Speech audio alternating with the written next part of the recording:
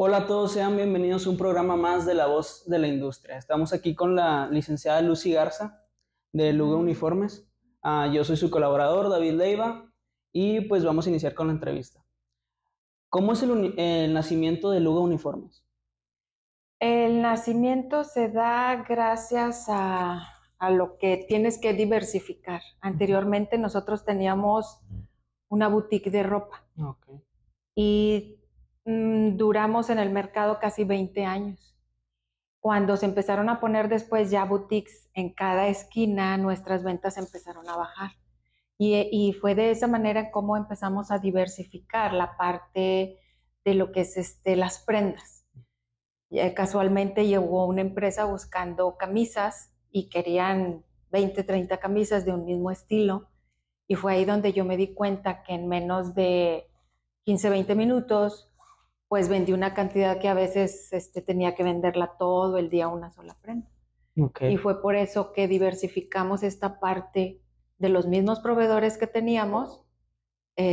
Buscamos nada más las prendas que se ajustaban a lo que era el área de uniformes y empezamos a visitar empresas. Ujú. Y tuvimos como quiera altas y bajas, Ok. pero fue por eso que de que se empezaron a expandir más boutiques y boutiques en cada esquina, las ventas bajaron y tienes que diversificar. Ok. ¿Y cómo es esa transición de boutique a ya ser una empresa textil para hacer uniformes?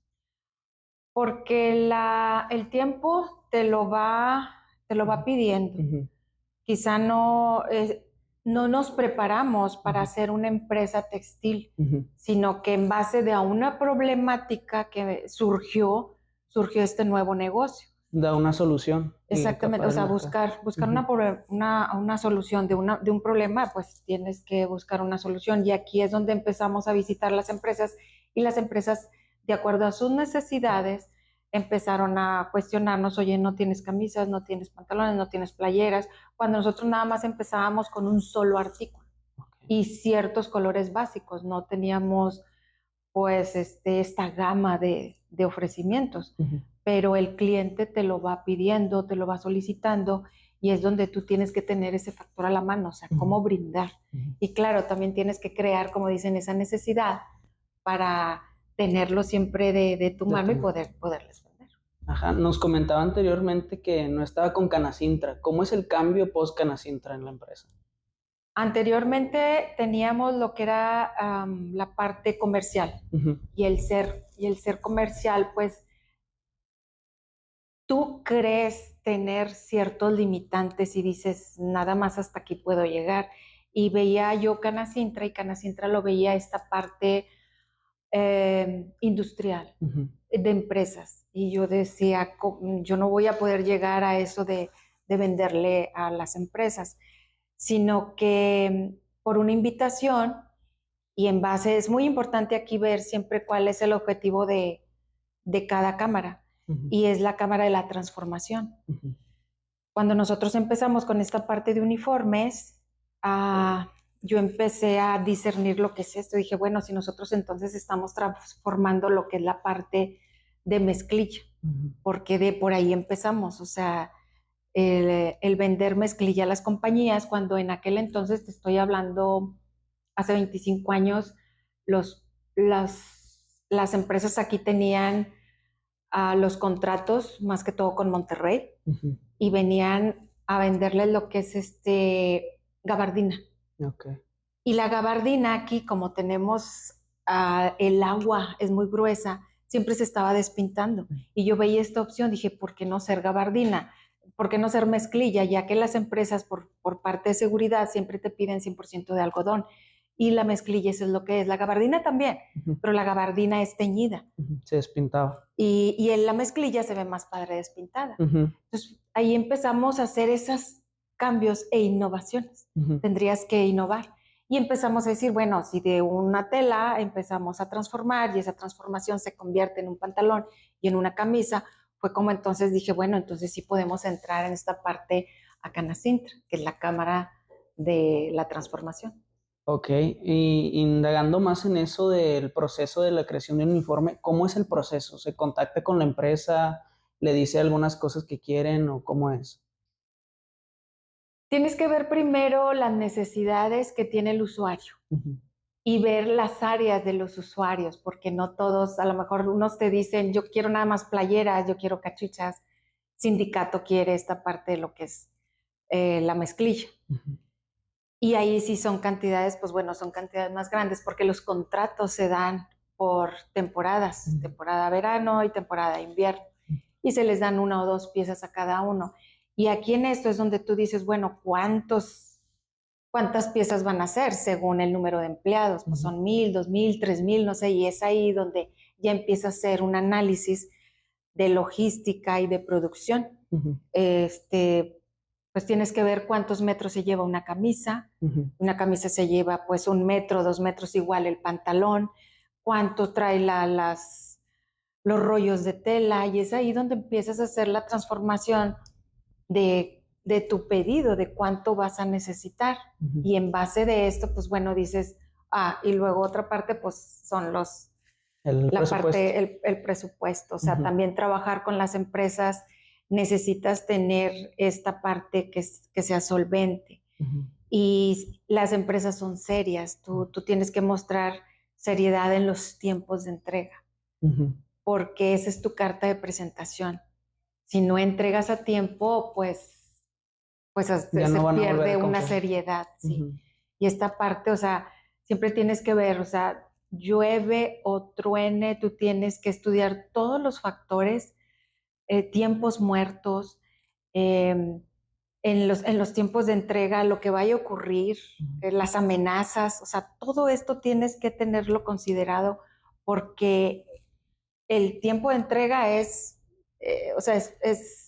muy importante. Y el de la empresa te va a decir, a mí llueve o truene, tú me tienes que entregar la fecha que tú estipulaste en el contrato, y se tiene que dar. O sea, por eso es muy importante ver las necesidades del cliente y saber si le vas a entrar al contrato. Ok, porque es lo más difícil, ¿no? Mantener al cliente más que obtenerlos, como que se sigan estando con usted.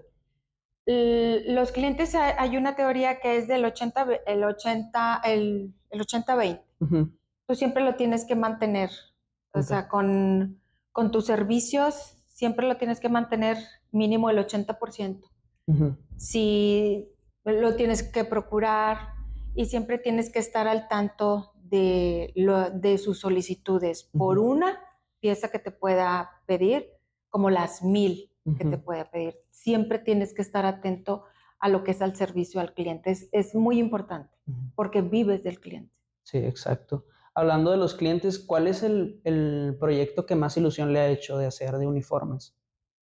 En aquel entonces, hace 22, 23 años, empezamos con Ilmagusa. Y empezamos a hacer ese cambio, esa innovación. Empecé a hablar primero con los de recursos humanos, y ellos tenían este contrato que era de gabardina, y ahí yo empecé, pues, como quien dice, enamorarlos, o sea, decirles, el contrato lo debes de dejar aquí en tu ciudad, y tienes que cambiar a lo que es mezclilla. Y fue un contrato, digo, en aquel entonces un contrato, pues fueron de 6,000 piezas, o sea, fue un contrato muy bueno. Y cuando lo logro obtener, no tenía ni un peso.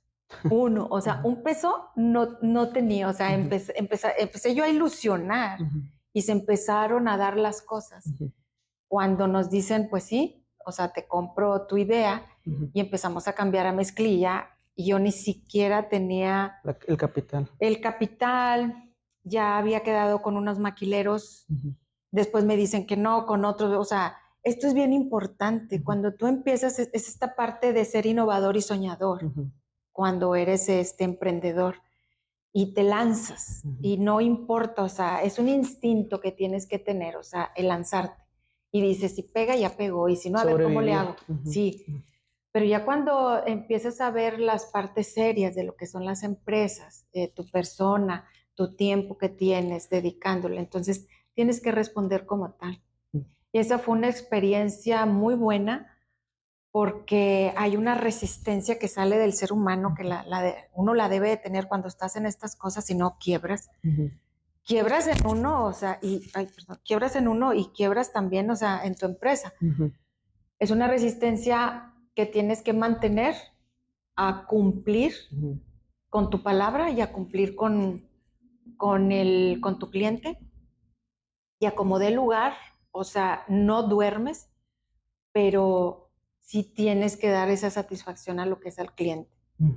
Esa experiencia para mí fue única, y en base de ahí que pudimos lograr eso, ya después pues Metelmex, Gunderson, ya empezamos a vender en todos, porque tu credibilidad crece. Sí, y va sobrepasando muchas cosas. Sí, esa resiliencia es clave, ¿no? Para sobrepasar esos retos.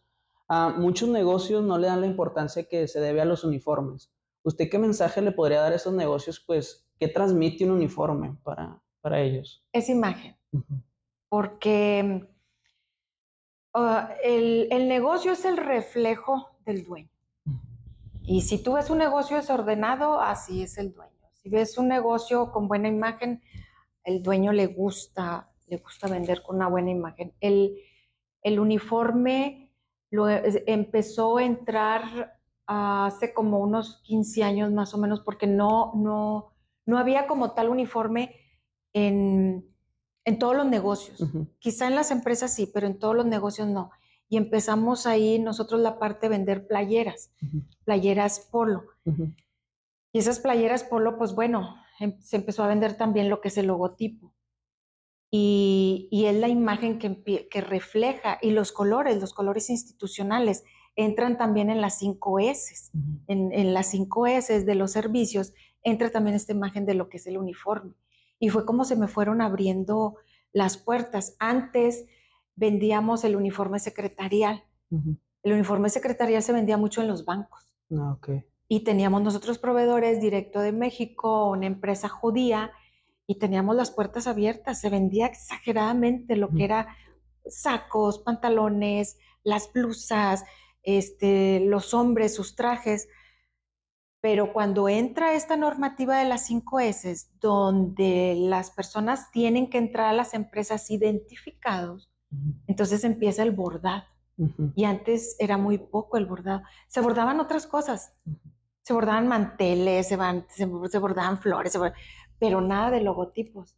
Y ahí tuvimos otro factor: no teníamos bordadora. Okay. Y cómo nos costó trabajo una máquina, o sea, grande, que fuera, o sea, ahí es donde te digo, te tienes que diversificar y preparar, y le entras a esta parte de innovación, si no otros te empiezan a comer el mercado. Sí, adaptarte, ¿no?, a las nuevas cosas. Y ahí empezamos a vender lo que era la playera ya con el bordado. Antes nos lo maquilaban y nos estaba saliendo carísimo.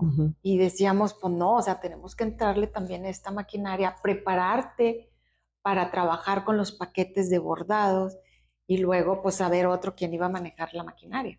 O sea, ya no era tanto el maquilar, el cortar y coser. No, ahora era otra maquinaria para el bordado. Y luego el bordado ya se empezó también a poner en las cachuchas. El bordado ya después iba en toda la camisa. Oye, quiero la bandera, quiero mi logo, quiero mi nombre. Entonces, a fuercitas tenía que ser una máquina que preparara todo esto. También para obtener un margen de ganancia mayor, ¿no? Supongo. Sí, entra como un margen, pero aquí entra más bien lo que es el servicio. Y aquí entras en esa parte negociadora. Porque realmente tú tienes que dar un plus. Y si dices tú, a ver, ¿cuánto me cuesta un bordado? Un bordado a lo mejor sí tenía que entrar con las horas hombre, porque pues me estaba costando el insumo, que era la luz, que era la máquina, que era lo que es el hilo. Tiene un pequeño costo, pero a lo mejor tú puedes absorber ese costo con ofrecerle más a tu cliente. Y es donde empieza la competitividad. Y el ser competente con todos los demás que nada más te están vendiendo una camisa, una playera, yo te la doy bordada.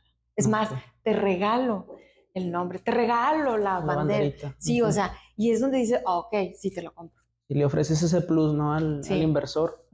Y luego también, pues, significa mucho en términos de marketing, ¿no? Tener tu marca aquí pegada en el pecho. Es la imagen. Es la imagen. O sea, tú estás vendiendo imagen, tu logotipo, y la gente, el dueño empieza a ver su logotipo en su playera, en su camisa, y después lo empieza a ver en carpetas, lo empieza a ver en otros lados, pero mínimo el que más vende es el que anda en todos lados, porque ya con tu marca, claro, es de respeto.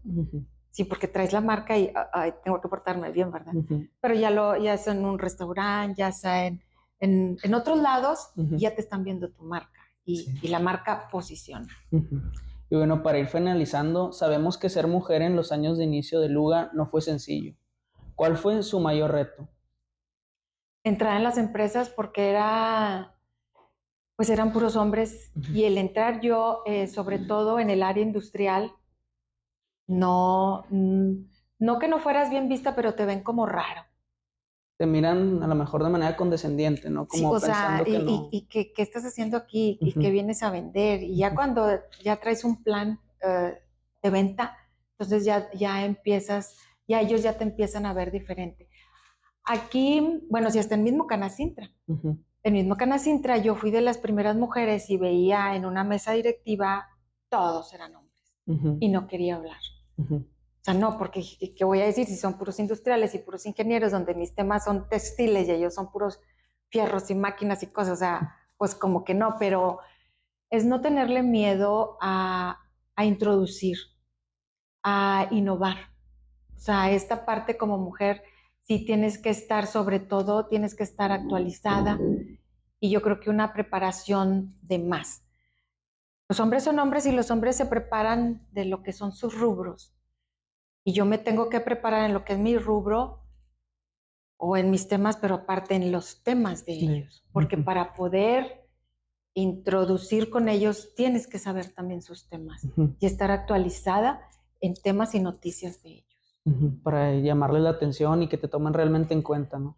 Simplemente pues tienes que ser empático, que es lo principal, pero para poder entrar a una empresa que es de puros hombres y yo que traigo pantalones de hombres y camisas de hombres, pues tengo que conocer ese mercado de hombres para poder entrar con ellos. Ok, y para finalizar también ahora, ¿algún consejo que le quiera dar a las jóvenes emprendedoras de la región? Hay un mito que es del emprendedurismo. El emprendedurismo tiene que ser, bueno, son barreras o son años que son de 5 a 8 años y no los pasas ya mueres, pero más que todo de un mito son 3 cosas que debe tener un emprendedor. Es ser administrativo, ser productor y ser innovador. Tú puedes decir, estas 3 personas a lo mejor existen en una empresa, pero todos pueden decir, si no es por mi administración, tú estarías quebrado. Y el que vende, si no es por mis ventas, ¿de qué me sirve tu administración? Y el que produce diría lo mismo, si yo no te produzco, ¿tú qué vas a vender? Aquí esta parte se tiene que conjugar en uno solo. Uno puede nacer con ese don o de ese instinto de entrarle a vender, a administrar, que ya lo traes, pero si no tienes estos 3, te tienes que preparar para ello. O sea, tienes que ser administrativo, tienes que ser innovador y tienes que también ser parte de una producción. Entonces, tienes que tener estos 3 complementos para poder entrar en un negocio, para tener esa resiliencia en caso de que vengan tus ventas bajas, pero más que todo es un instinto a siempre estar en la vanguardia. Como te digo, bien te decía, la inteligencia artificial ahorita es una herramienta, solamente es una herramienta que nos puede facilitar hacer mejores las cosas, adelantarnos, pero no tiene cerebro y no tiene corazón. Y en esto es un instinto y la inteligencia no tiene ese instinto. Y tú para tener a un comprador delante de ti, tienes que tener ese instinto si vas a saber cerrar ese trato y si no, pues ni modo, no vas a perder el tiempo y tienes que buscar a otro. La inteligencia solo es una herramienta, que los chavos de ahorita la usen como una herramienta. No, está claro que no nos viene a sustituir, debemos de utilizarla, como usted bien dice, como una herramienta que nos aporte. Y bueno, hasta aquí dejamos la entrevista. Muchísimas gracias. No, gracias a ustedes por la invitación. Aquí tenemos a la licenciada Lucy Garza. Muchísimas gracias por su atención.